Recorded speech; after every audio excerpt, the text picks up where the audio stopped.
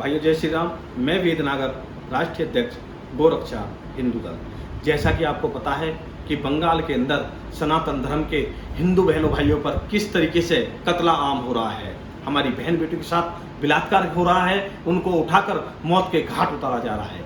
मैं अपने देश के सभी सनातन धर्म के लोगों से ये कहना चाहता हूँ कि अगर तुम्हारी आंखें बांग्लादेश के ऊपर खुल जाती तो आज शायद बंगाल के अंदर ये हाल ना होता, और अगर बंगाल के अंदर ये हाल हुआ है तो अब देश के अंदर दिल्ली दूर नहीं है, क्योंकि आपको तो सनातन धर्म के लिए खड़े होने के लिए कोई भी जरूरत नहीं है। आप तो एक एक बच्चा पैदा करके नौकरी का पालन पोषण करने में लगे हुए हैं, लेकिन आप बंगाल से नहीं, अफगानिस्तान से नहीं, पाकिस्तान से नहीं, आप देश के अंदर बंगाल से भी खत्म हो गए हैं। और अब वो दिन दूर नहीं है कि आप अपने परिवार और बच्चों को भी सुरक्षित नहीं कर पाएंगे। इसका यही कारण है कि उन जिहादी मानसिकता के लोगों ने ये समझ लिया है, ये तय कर लिया है कि सनातन धर्म के हिंदू लोग नपुंसक हो गए हैं। अब ये ना तो एक साथ हो सकते हैं, ना इकट्ठे हो सकते हैं, ये जातियों में बट गए हैं और जातियों में इनका शोषण किया जाए और उसी तरीके से इनको मौत के घाट उतारा जाए। आज तुम देख रहे हैं कोई हमारे पूर्वजों के ऊपर बोल रहा है, कोई राणा सांगा को गाली दे रहा है, कोई हमारे मीर भोज को लेकर हमको जातियों में बांटने का काम कर रहा है, और इसी का कारण है कि हिंदुओं तुम्हारा पतन होना तय है। अगर तुम नहीं जागे, तुम्हारी आंखें नहीं खुली, तो मैं विश्वास के साथ कहना चाहता हूं आज इस वीडियो को आप सुरक्षित रख लेना।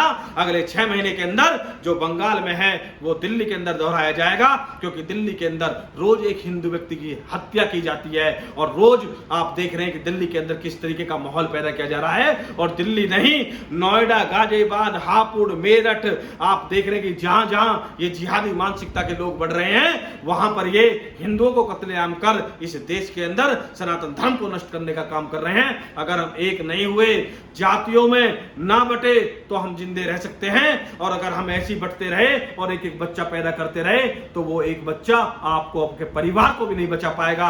इसलिए आप जनसंख्या तो ज्यादा से ज्यादा बढ़ाएं। और मैं माननीय भारत सरकार से और देश के गृह मंत्री जी से हाथ जोड़कर निवेदन करना चाहता हूं कि माननीय गृह मंत्री जी, हमको किसी भी विकास की जरूरत नहीं है, हमको किसी भी रोड या फ्लाईओवर की जरूरत नहीं है, हमको किसी भी फ्लाईओवर या किसी पार्क की जरूरत नहीं है, किसी स्टेडियम की जरूरत नहीं है, किसी खेल या किसी संस्थान की जरूरत नहीं है। अगर हमको जरूरत है तो आज हमको इस देश के अंदर जनसंख्या नियंत्रण कानून की जरूरत है। अगर 2014 में आप जनसंख्या नियंत्रण कानून बना देते तो इस देश के अंदर जिहादी मानसिकता के कम से कम 10 करोड़ से ज्यादा लोग आज इस देश के अंदर ना पनप पाते। लेकिन आपने 2014 से 2025 चल रही है, आपने हमारी नहीं सुनी। हमने रोड पर उतर के भी, ज्ञापन के माध्यम से भी, सोशल मीडिया के माध्यम से भी सरकार से यह मांग करी थी, जनसंख्या नियंत्रण कानून लागू कर दो, नहीं इस देश के अंदर हिंदू खत्म हो जाएगा। और आज वो स्थिति पैदा हो गई। मैं तो अब भी कहना चाहता हूं कि कोई भी कार्य मत कीजिए, कोई भी विकास की व्याख्या मत कीजिए, कोई भी रोड या किसी भी तरीके का देश के अंदर विकास की जरूरत नहीं है। इस जिहादी मानसिकता से अगर इन हिंदुओं को बचा सकते हो तो मैं आपसे हाथ जोड़कर निवेदन करना चाहता हूं माननीय गृह मंत्री जी, तत्काल लोकसभा का सत्र बुलाकर जनसंख्या नियंत्रण कानून बना दीजिए। अगर जनसंख्या नियंत्रण कानून बन जाता तो आज हमारी जमीन के लिए वक्फ बोर्ड पर संशोधन करने की जरूरत नहीं थी। वक्फ बोर्ड इस देश का कानून नहीं है, माननीय डॉक्टर भीमराव अंबेडकर साहब का कानून नहीं है, उसमें इसका कोई जिक्र नहीं है। ये तो कांग्रेस जैसी और जिहादी मानसिकता के लोगों ने इस देश में पनपने का काम कर कर सनातन धर्म की जमीन पर सनातन धर्म के लोगों पर थोपने का काम किया था।